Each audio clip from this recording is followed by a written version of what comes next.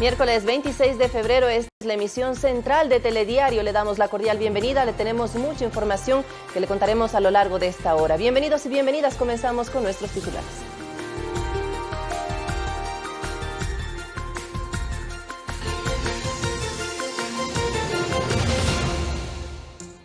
Se confirma el primer caso de coronavirus en América del Sur. Un hombre de 61 años dio positivo por la epidemia asiática en Brasil. En el Ecuador, aunque no existen casos, se fortalecen las medidas para prevenir el ingreso de la enfermedad al país. Se reinstala las audiencias en el caso Sobornos 2012-2016. Este miércoles el empresario Pedro Verduga confirmó que fue obligado a entregar aportes en el gobierno de Rafael Correa. En Guayaquil, la Corporación de Seguridad Ciudadana presentó el Plan Invernal 2020 para prevenir las inundaciones. Los fieles católicos acudieron a iglesias del centro histórico por el miércoles de ceniza, que marca el inicio de la cuaresma. En los deportes, Barcelona, Independiente del Valle y Universidad Católica definen su futuro en Copa Libertadores, Recopa Sudamericana y Copa Sudamericana.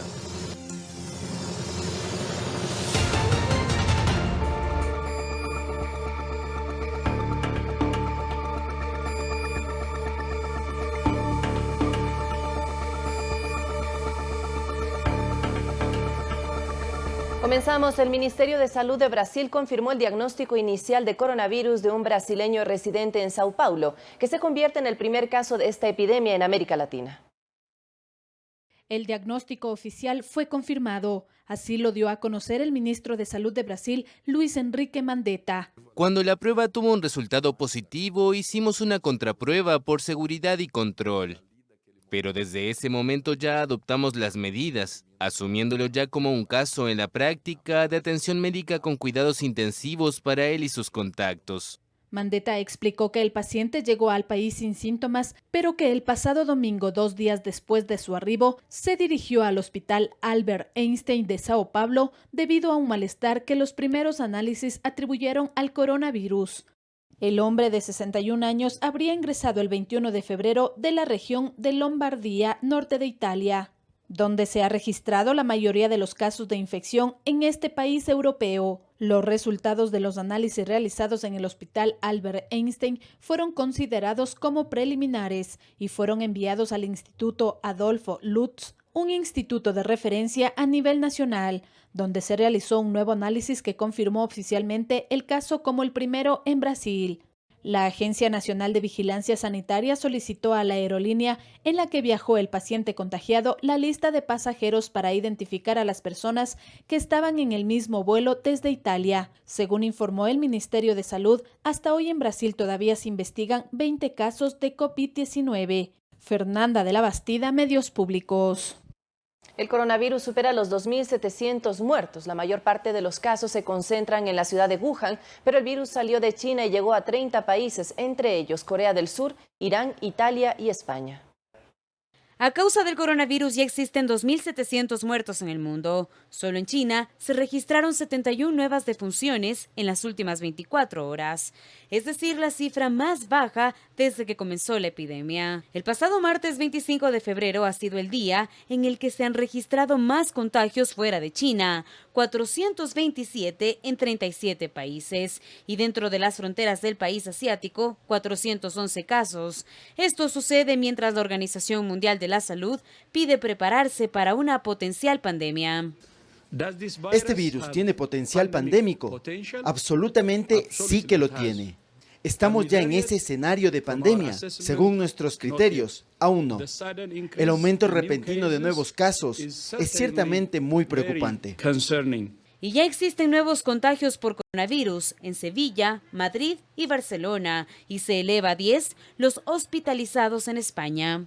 Vamos a plantearlo como moderado para reactivar nuestra capacidad de detección, pero lo cierto es que a nivel nacional global sigue siendo bajo. Se ha confirmado un caso en Cataluña de una mujer de 36 años, italiana, que reside en Barcelona, que viajó a Italia, la zona afectada, la semana pasada, y ella misma fue al Hospital Clínic, que tenía síntomas, se le tomó la analítica, ha dado positivo, el protocolo ha funcionado y ahora estamos en el estudio de contactos que se está ultimando.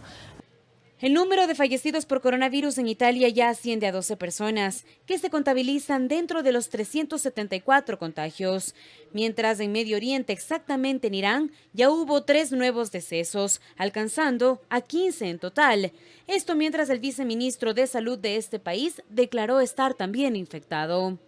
Ante esta emergencia, Guatemala se declaró el martes en alerta máxima sanitaria para evitar el ingreso de personas infectadas por coronavirus ante el reporte de contagios en Estados Unidos y Canadá. Por lo tanto, creemos que no es el momento de alarmar a la población, pero sí es el momento de prepararnos. Esto mientras el gobierno brasileño ha registrado el primer caso de coronavirus en América Latina. El pánico internacional amenaza la economía, mientras el mercado de mascarillas y productos sanitarios vive su agosto. Carla Arzentales, Medios Públicos. En este mismo tema, al término de la audiencia general de este 26 de febrero, desde la Plaza de San Pedro en el Vaticano, el Papa Francisco expresó su cercanía a las personas enfermas por el coronavirus y a quienes trabajan por hallar una cura. La mia vicinanza ai malati del coronavirus. Deseo expresar nuevamente mi cercanía a los enfermos del coronavirus y a los trabajadores sanitarios que los curan, así como también a las autoridades civiles y a quienes están trabajando para asistir a los pacientes y detener el contagio. Per assistere i pazienti e fermare il contagio. En Ecuador, mientras tanto, el Ministerio de Salud, a través de su cuenta de Twitter, confirmó que hasta el momento no existen casos de coronavirus en el país y que el Gobierno Nacional ejecuta acciones de vigilancia y prevención en todo el territorio.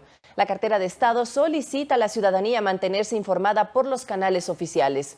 Mientras, en el Aeropuerto Internacional Mariscal Sucre de Quito, el personal brinda información a los usuarios y pasajeros sobre las medidas preventivas.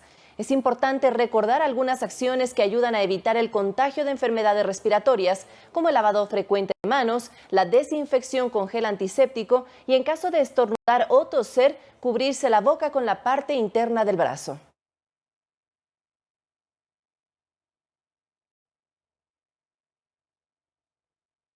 Revisamos otros temas de su interés. Con la extradición de Pablo Romero, exdirector de inteligencia durante el gobierno de Rafael Correa, el político Fernando Valda reaccionó y advirtió con entregar pruebas en torno a su secuestro. Su defensa considera importante tomar en cuenta aspectos relacionados con su seguridad.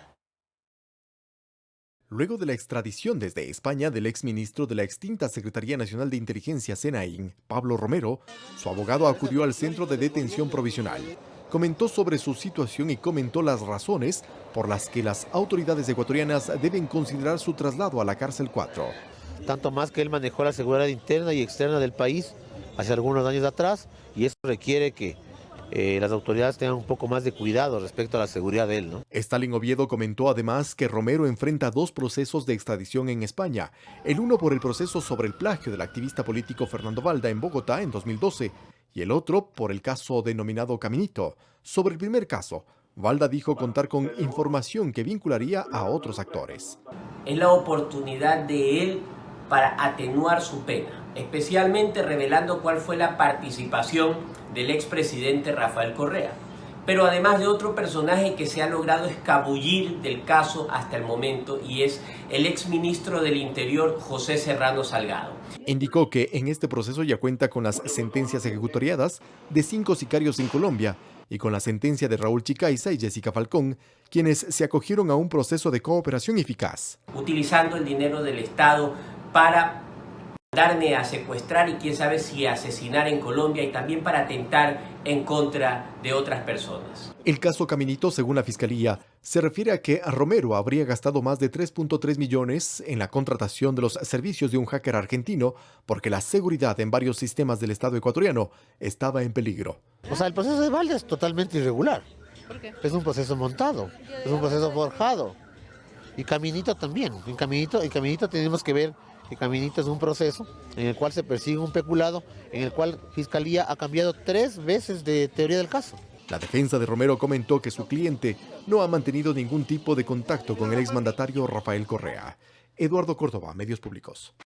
Al regreso de la vacancia legislativa en el Pleno de la Asamblea Nacional se deberá conformar la comisión multipartidista que investigará la denuncia en contra de la legisladora Karina Arteaga por supuesta gestión de cargos públicos. En Alianza País analizan su postura, mientras que varios bloques políticos coinciden en que se deben transparentar estos casos.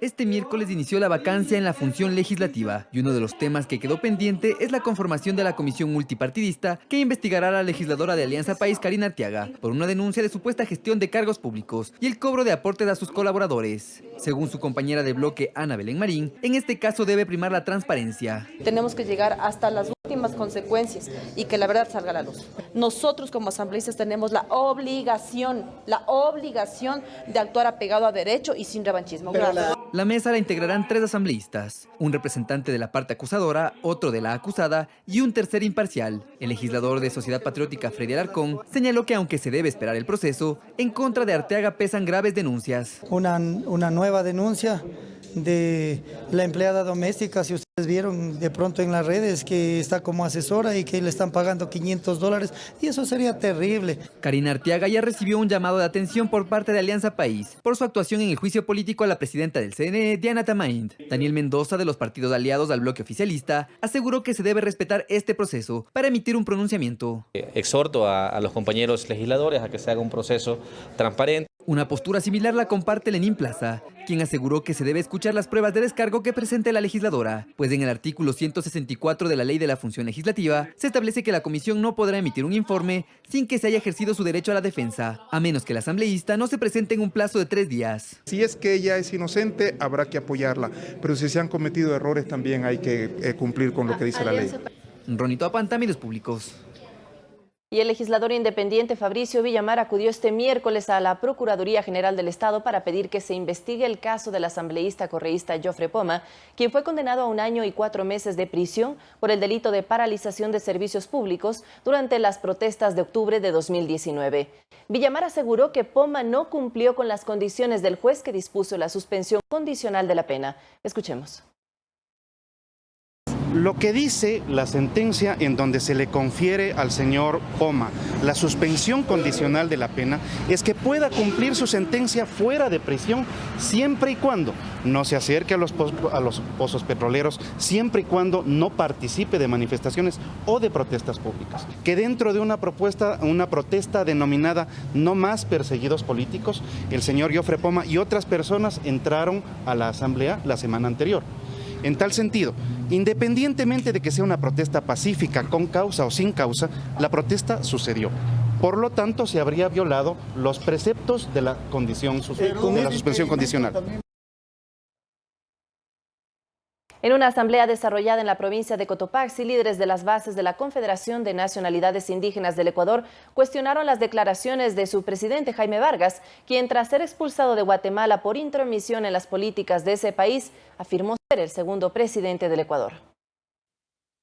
El 15 de febrero, el líder de la CONAIE, Jaime Vargas, fue expulsado de Guatemala por intromisión en temas políticos de ese país y por pretender participar en una agenda de resistencia en la región.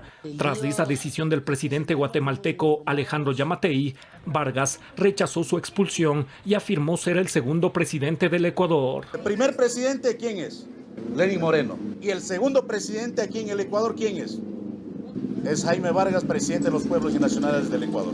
Precisamente estas declaraciones de Vargas fueron cuestionadas por líderes de 30 organizaciones de las bases del movimiento indígena en una asamblea desarrollada en Cotopaxi, al considerar que existe un desconocimiento del presidente de la CONAIE del marco jurídico del país. Los dirigentes debemos hablar claro para no crear confusiones por ninguna de nuestras declaraciones. Yo lo único que digo, que en el país no hay un segundo mandatario. En el país, en el Estado, tenemos nuestras 2 autoridades máximas, que es el presidente y vicepresidente de la República. Creo que hay que ser objetivos en esta cuestión. Primera cuestión, hemos dicho que si hay un error, de pronto en la vocería de nuestro compañero.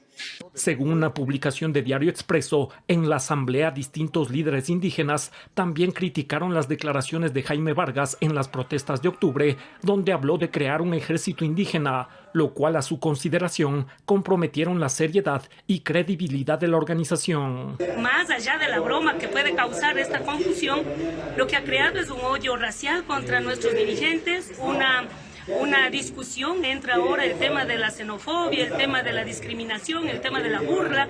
Las bases de la CONAIE solicitaron a Jaime Vargas mesura en sus declaraciones para evitar interpretaciones equivocadas que afecten al movimiento indígena. Sí, ha habido errores, debemos exigir que se debe corregir aquello. Santiago Tello, Medios Públicos.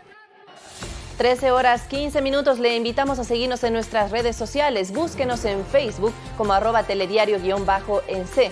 También puede usar la red social Twitter. Ahí estamos como @telediarioEC. Y también puede visitar nuestra página web www.ecuadortv.es para conocer más sobre nuestra programación. Momento de hacer nuestra primera pausa, pero al regresar, más noticias de su interés.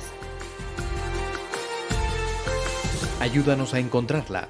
Albiño Guamán Teresa Celestina desapareció el 9 de agosto del 2019 en el cantón Pangua, en la provincia de Cotopaxi. Cualquier información, comuníquese al 1-800-335-486.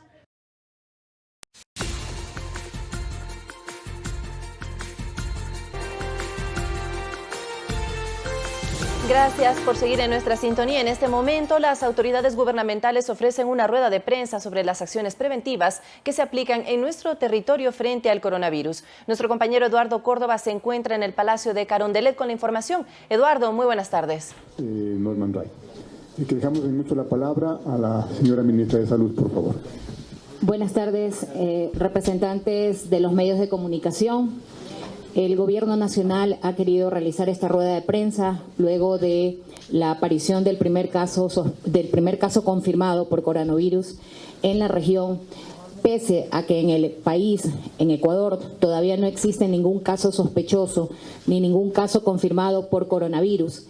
Hemos destinado un hospital para atender exclusivamente los casos que se puedan confirmar de coronavirus en el Ecuador, adicional a los 14 hospitales de la red pública e integral que ya teníamos identificado, ¿no?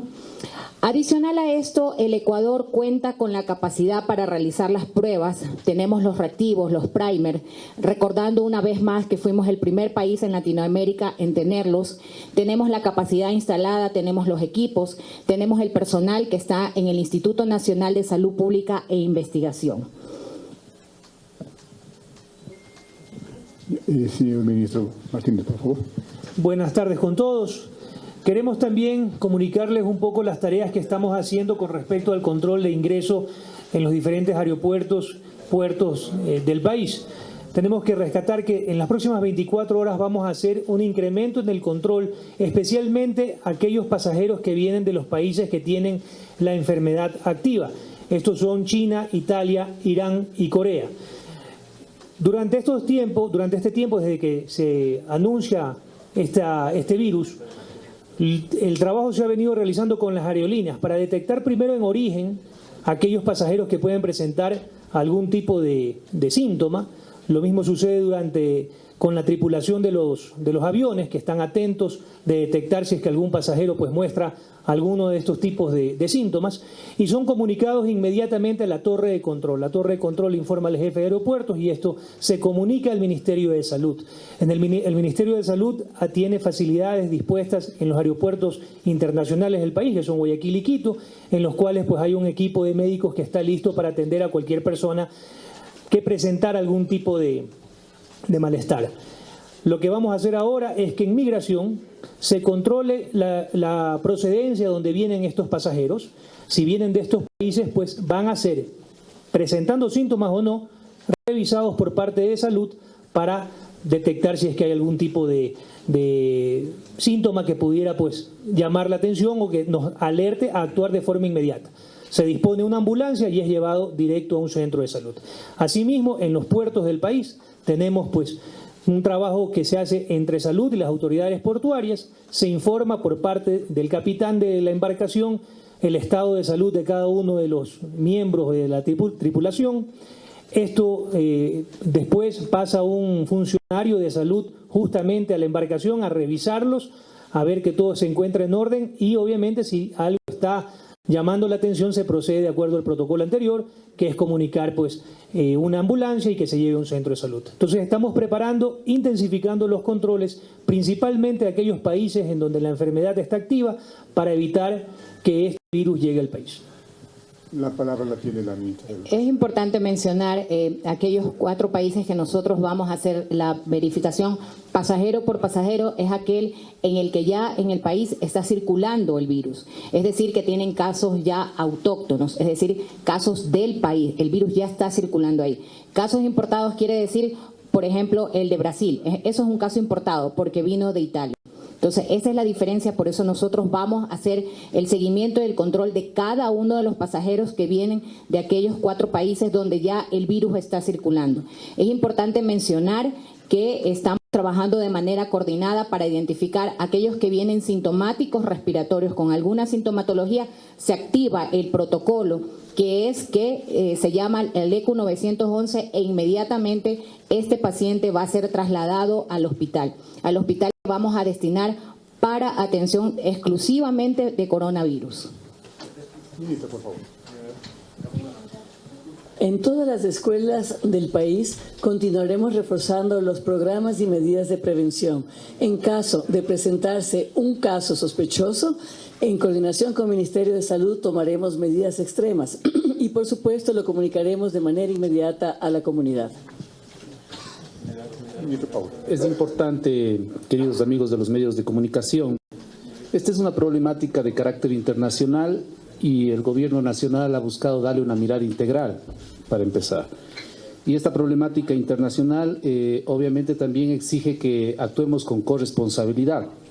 En el caso del Instituto Ecuatoriano de Seguridad Social, los hospitales que están ya preparados, que en este caso es un número de 4, se sumarán 4 en las próximas semanas, se suman a esta red que específicamente lo ha planteado ya la señora ministra de Salud. Y por otro lado, es importante, como decíamos, que al ser un tema de estas características mundiales, la corresponsabilidad es vital. Es importante que los ciudadanos también, efectivamente, tomemos las medidas que corresponden. Y obviamente también requerimos del apoyo de los medios de comunicación. Es imprescindible que siempre frente a cualquier información que tenga la opinión pública se corrobore ante las fuentes oficiales, que en este caso es el Ministerio de Salud. Y la corresponsabilidad a la que se hace referencia es en donde los ciudadanos tenemos que ser activos, es decir, debemos tomar las medidas preventivas adecuadas. Hemos hecho ya una campaña y vamos a reforzar esa campaña de comunicación respecto del tema de lavado de manos, el tema de, en caso de que exista algún síntoma como por ejemplo fiebre, tos o dificultad para respirar, inmediatamente acudir a un centro de salud. Los protocolos están activados y los ecuatorianos tienen que saber, tienen que conocer que se han activado todas las instituciones como corresponde, de manera complementaria, de manera acordada, pero evidentemente se requiere el apoyo de todos, insisto, bajo este principio fundamental que es de corresponsabilidad. Entonces, el Gobierno Nacional está impulsando este conjunto de acciones de reforzamiento que nos permite efectivamente precautelar la integridad de nuestros ciudadanos, como no puede ser de otra manera, pero requerimos, insisto, que la corresponsabilidad sea ese factor que nos permita luchar adecuadamente contra este fenómeno mundial que está viviendo el planeta, ¿no? Norman, por favor. Buenas tardes a todos.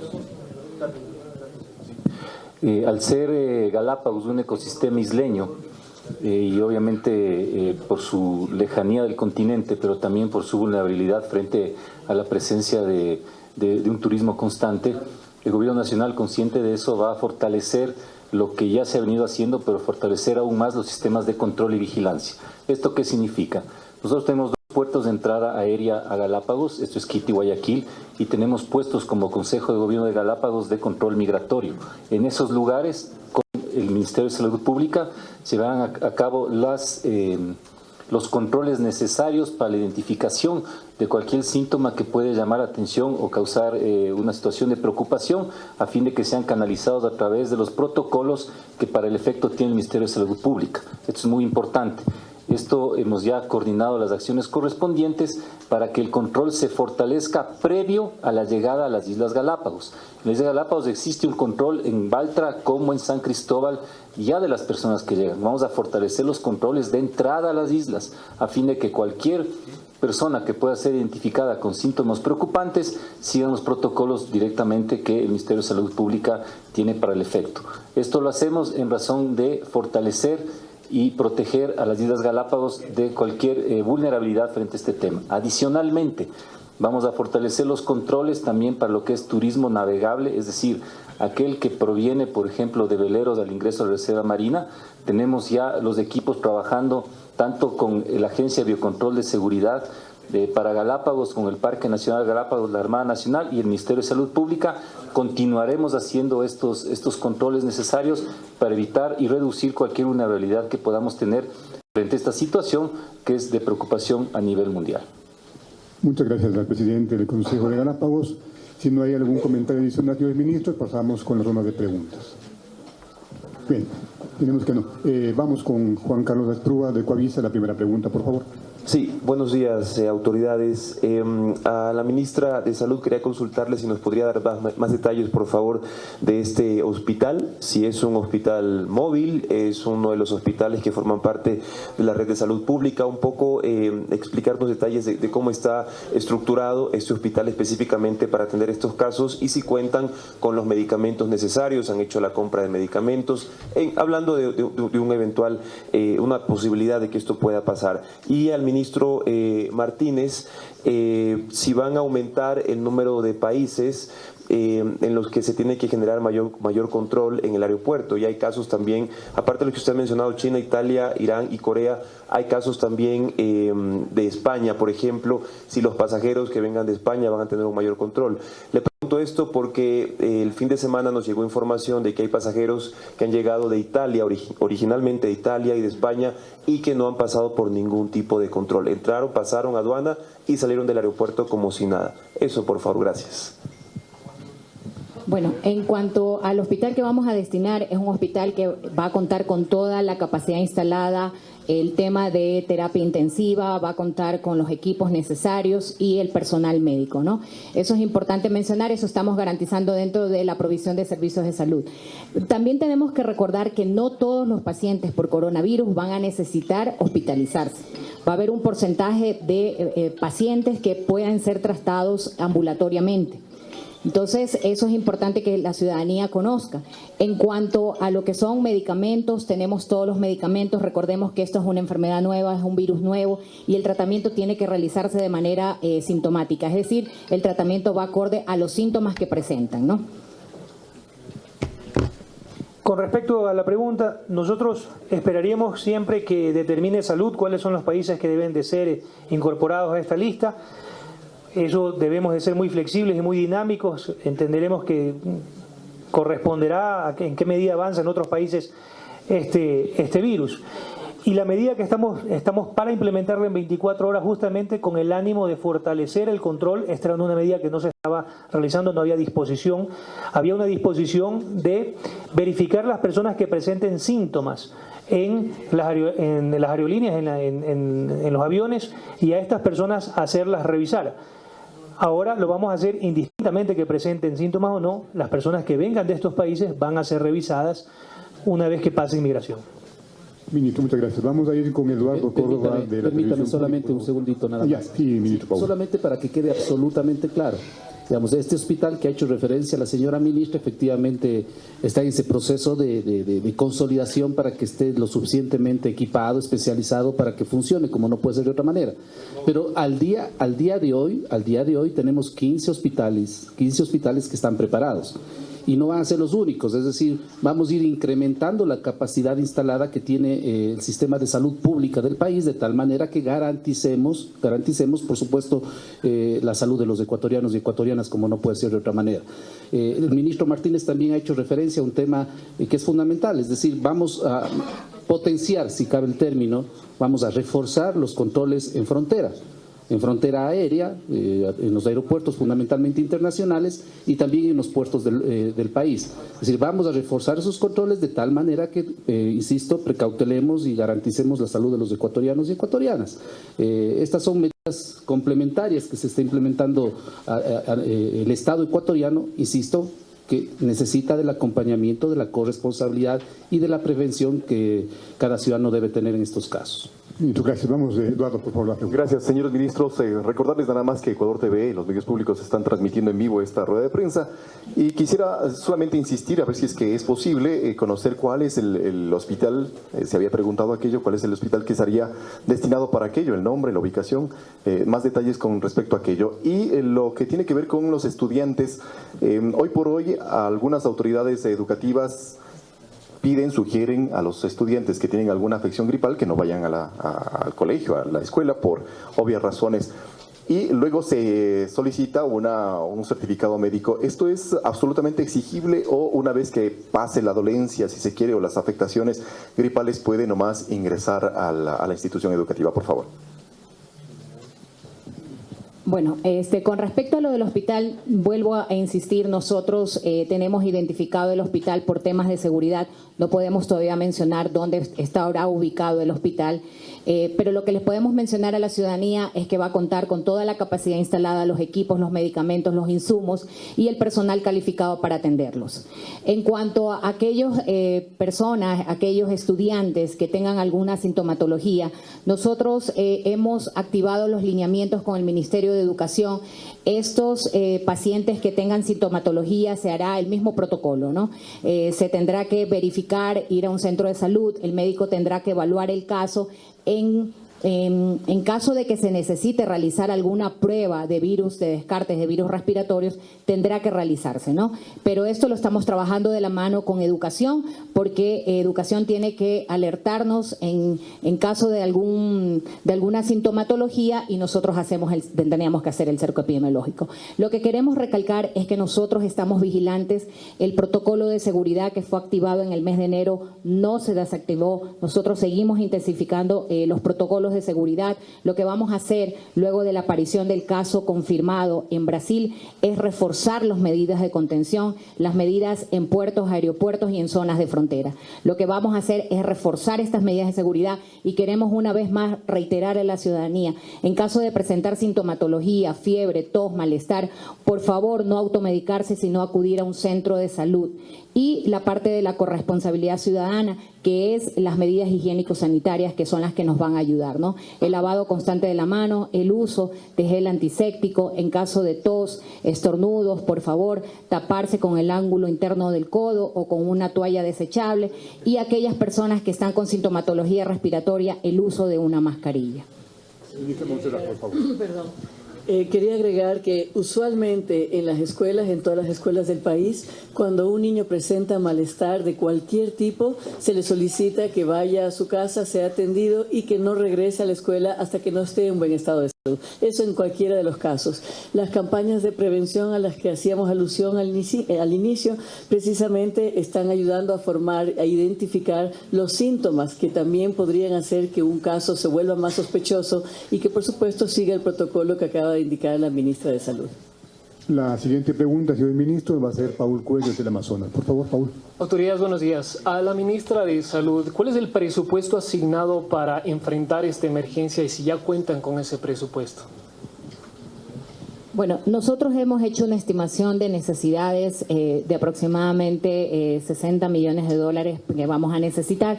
El gobierno nacional está dispuesto, hay toda la predisposición para tener los recursos necesarios, porque para nosotros la salud es lo más importante.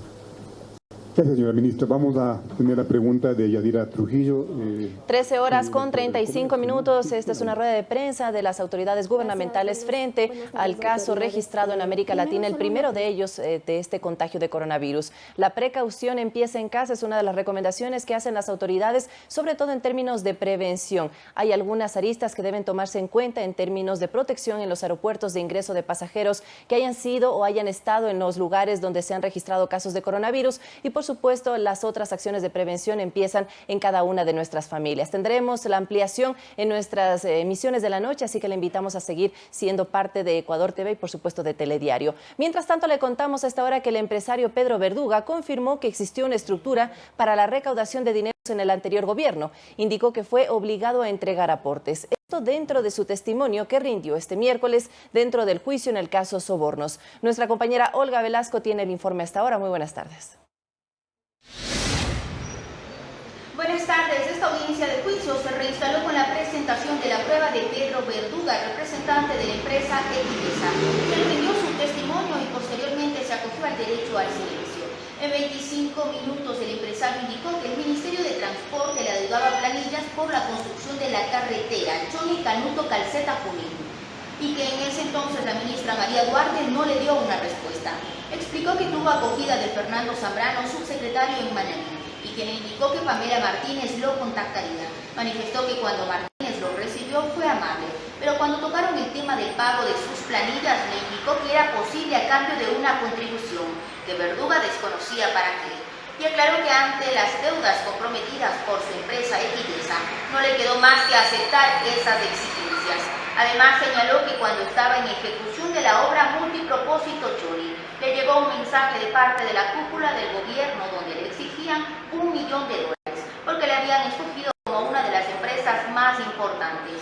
Detalló que el exsecretario del Agua, Walter Solís, le trajo el mensaje recomendado por el ex vicepresidente Jorge Glass, los exministros María Duarte, Vinicio Alvarado y Alexis Mera, exsecretario jurídico de la presidencia. Finalmente, Verduga indicó que su empresa no entregó el dinero en efectivo como se mencionó, sino que Pamela Martínez enviaba facturas para recabar los dineros que se le había impuesto. Otro empresario que rindió su testimonio en esta mañana fue Teodoro Calle, gerente de la empresa Técnica General de Construcciones, quien detalló que entre 2012 y 2016, periodo investigado, su empresa firmó 2 contratos, recibió 6 órdenes de trabajo de cambio de obras por parte del Ministerio de Transporte y efectuaron 3 contratos complementarios. Calle descartó que todos sean nuevos contratos como lo indicó la Fiscalía y explicó que en todas las obras que ellos han efectuado siempre ejecutan la inauguración correspondiente como una forma de promocionar las obras de su empresa. Finalmente rechazó haber entregado dineros al anterior gobierno, sea en sobres o en efectivo. Rafael Córdoba de la empresa Merco se presentó también como testigo en esta mañana. Él indicó que no tiene contratos con el anterior gobierno y que tampoco existe un cruce de facturas, sino el pago de facturas que cumplen con lo que estipula la ley. Durante la mañana de esta audiencia de juicio se han presentado en total 3 testigos, 3 de los 20 procesados que tienen que rendir sus pruebas documentales y testimoniales a lo largo de estos últimos 3 días de esta semana. Esto dentro del caso de cohecho que se investiga dentro del caso Sobornos 2012-2016. Esa es la información que se ha desarrollado hasta esta hora. Continuamos en estudios con más. Buenas tardes.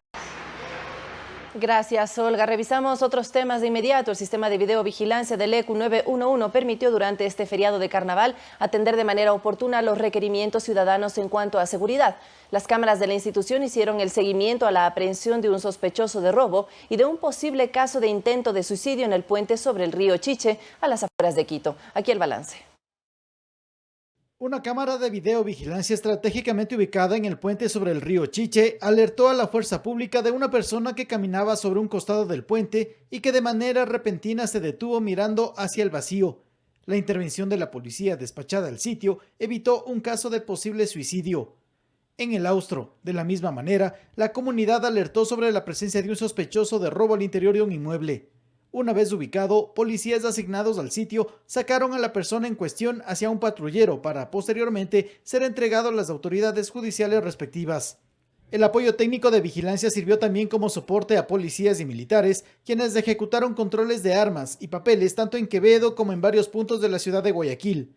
En Loja, por ejemplo, la intervención de control retuvo a esta motocicleta, cuyos ocupantes no presentaron la documentación respectiva. El director del Servicio Integrado de Seguridad ECU 911, Juan Zapata, destaca cómo acciones de este tipo que se realizan a diario posibilitaron en este feriado apoyar el trabajo de la fuerza pública en el control del orden público y de prevenir emergencias mayores. El feriado fue atípico porque además de las concentraciones, de los eventos por carnaval, se tocó articular emergencias por temas naturales. Juan Zapata expuso además la importancia del buen uso de la línea de emergencias porque permite la optimización de recursos para acudir al auxilio ciudadano. Aquí se aprecia, por ejemplo, cómo en Esmeraldas un sujeto levanta del piso a una mujer y la ubica al interior de un auto. Segundos después, la policía es alertada sobre este suceso.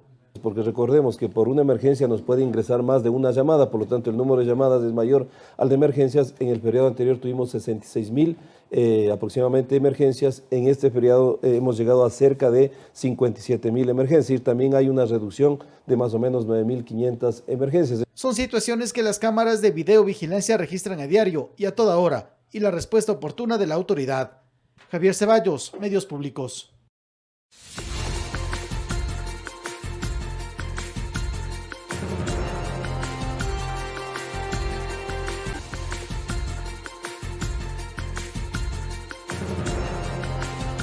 Revisamos las noticias internacionales. Al menos 10 personas están desaparecidas en Piedecuesta, departamento de Santander, al noroeste de Colombia, luego de que fuertes lluvias provocaran el desbordamiento de 2 quebradas y 2 ríos.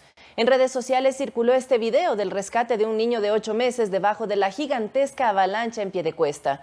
Mientras que 12 árboles caídos en Bogotá, emergencias en localidades como Santa Fe, Barrios Unidos, Usaquén y Chapiñero, así como inundaciones en vías estratégicas, hacen parte del balance presentado por las autoridades por las fuertes precipitaciones en la capital colombiana. Y momentos de pánico vivieron una madre y sus hijos durante una balacera en la ciudad de Río Bravo, Tamaulipas. Los miembros de esa familia se refugiaron en el interior de una camioneta en lo que terminaban de producirse los balazos. Todo fue grabado y difundido en redes sociales. La grabación se registró en la calle 5 de Febrero y Madero. De acuerdo con este video, en Tamaulipas, en el vehículo se encontraban al menos una mujer y 4 niños. Todos, al escuchar los disparos de arma de fuego, se quedan en la camioneta. Sin embargo, claramente se escuchan los llantos y gritos de los hijos, quienes quedan impresionados por las detonaciones que estaban muy cerca de ellos. Y le contamos también que hay alerta en ese país, en México, por el aumento de la actividad del volcán Popocatépetl. Por el momento se mantiene el semáforo en amarillo fase 2 tras registrarse una nueva explosión este 25 de febrero en la mañana. Así informó el Centro Nacional de Prevención de Desastres. La primera explosión del coloso produjo una columna de ceniza y gases volcánicos que alcanzaron 1.5 kilómetros de altura y el material expulsado se dispersó hacia el noroeste del país. La capital de India, Nueva Delhi, registra violentos enfrentamientos que han dejado personas muertas y heridas entre grupos a favor y en contra de la ley que permite entregar la nacionalidad india a refugiados extranjeros, a excepción de la población musulmana. El primer ministro indio ha pedido a la población mantener la calma mientras las fuerzas policiales y militares han salido a las calles a contener los actos violentos. Fue en diciembre del año pasado que la ley de ciudadanía fue aprobada por el gobierno y el parlamento indio. Desde entonces se han registrado múltiples protestas a favor y en contra de este marco legal que permite entregar la nacionalidad india a ciudadanos extranjeros con estatus de refugiado de varios credos, a excepción de los musulmanes. No obstante, este fin de semana se registraron las más violentas manifestaciones entre nacionalistas hindúes y musulmanes que han dejado hasta el momento 20 personas muertas y al menos 200 heridas, convirtiéndose en los peores enfrentamientos en décadas en Nueva Delhi, capital de India, en donde grupos de hombres armados con piedras, cuchillos y hasta armas de fuego han salido a las calles a sembrar el caos en las zonas periféricas de mayoría musulmana, ubicadas al noroeste de la ciudad, donde residen trabajadores migrantes de bajos recursos económicos. Las autoridades de gobierno han desplegado a las fuerzas del orden para contener los actos violentos y ha prohibido las reuniones de más de 4 personas como parte de las medidas establecidas para recobrar la calma en la ciudad. Durante enero y las primeras semanas de febrero hubo una veintena de muertos en todo el país por la misma causa, pero la violencia no había alcanzado a Nueva Delhi. De ahí que el primer ministro indio Narendra Modi realizó un llamado a la calma. Carlos Flores, Medios Públicos. Y nos queda tiempo para revisar más noticias del ámbito nacional. 50,000 bachilleres de la zona 8 que corresponden a los cantones Guayaquil, Durán y San Borondón se graduaron. Además, desde este miércoles los padres de familia podrán consultar a qué unidad educativa fueron asignados sus hijos para el nuevo periodo escolar. Alan Espinosa tiene 17 años y este miércoles se graduó de la especialización de informática en la unidad educativa Vicente Rocafuerte de Guayaquil. Feliz, contento. ¿Por qué? porque a ver a mi mamá contenta, pero mi papá también, yo me siento orgulloso. Alegría que comparte Gabriel Apolo, quien también se convirtió en nueva bachiller de la República y ahora busca un cupo para la educación superior. Es muy gratificante, ya que es otro paso en mi vida y aspiro a entrar a la universidad y lo que quiero coger yo es comunicación social. Al igual que Alan y Gabriela, más de 51.000 bachilleres se graduaron este miércoles en la zona 8, que comprende a Guayaquil, Durán y San Borondón, incluyendo a quienes tuvieron que repetir la prueba a ser bachilleres. Ya se les cargaron las notas y ya están preparándose para el acto de ceremonia de las incorporaciones. La subsecretaria de Educación Zonal asistió a la ceremonia de incorporación en la unidad educativa Vicente Rocafuerte. Haber llegado al día de hoy y graduarse es de valientes, de campeones como ustedes, que siguieron un camino con perseverancia, estudiando, asistiendo a clases todos los días. A la par, a partir de este miércoles, los padres de familia podrán consultar a qué unidad educativa fueron asignados sus hijos para el nuevo periodo escolar. En la página de juntos.educación.gov.es, las 24 horas del día ya puede bajar la matrícula automática. Cerca de 53.000 estudiantes fueron asignados. En caso de necesitar un traslado por estar lejano a su domicilio, se podrá solicitar del 2 al 14 de marzo de 8 de la mañana a 5 de la tarde. Tenemos cerca de 21 sedes, cerca de 151 operadores que van a estar dando, en este caso, el servicio de algún traslado si así lo requiere. Luis Alfredo Zúñiga, Medios Públicos. Y fieles católicos acudieron masivamente a las iglesias del centro histórico de Quito para colocarse la ceniza con motivo del inicio de la Cuaresma, una etapa de reflexión para los cristianos.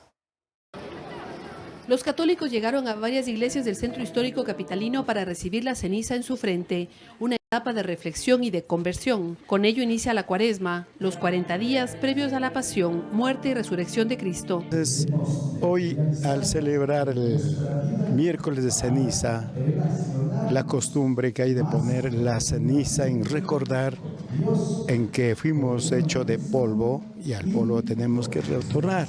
Algunos acuden a la celebración de la misa y otros solo van a la imposición de la ceniza que simboliza la cruz. La ceniza proviene de las palmas que fueron bendecidas en el Domingo de Ramos del año anterior. El ayuno y la oración se hacen recordando el ayuno de Jesucristo en el desierto. Hacer oración, mucha oración. Tenemos que hacer ayuno y tenemos que hacer limosna. Abstenerse de algo lo que más le gusta. Por amor a Dios, no voy a hacer lo que más me gusta.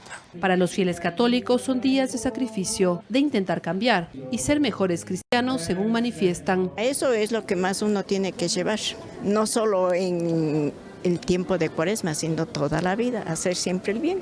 Para los católicos es un rito que nos hace recordar que del polvo venimos y en el polvo nos convertiremos. Otra de las costumbres de la Cuaresma es participar de acciones solidarias y durante todos los viernes de Cuaresma es una tradición cristiana no consumir carne.